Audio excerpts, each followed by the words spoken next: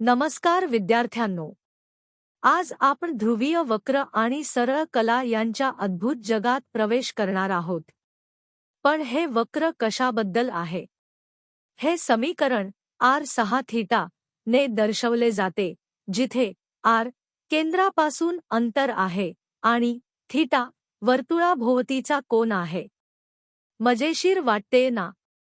आता मुख्य भाग. जेव्हा आपण चे मूल्य बदलतो, उदाहरणार्थ 1, 2, 3 आणि 15 पर्यंत, तेव्हा सुंदर रंगीबेरंगी वक्र तयार होतात.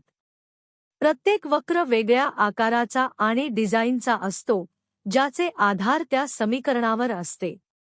आणि लक्षात ठेवा, या वक्र काळ्या पार्श्वभूमीवर दाखवले जातात, जेणेकरून रंग आणखी चमकदार दिसतील.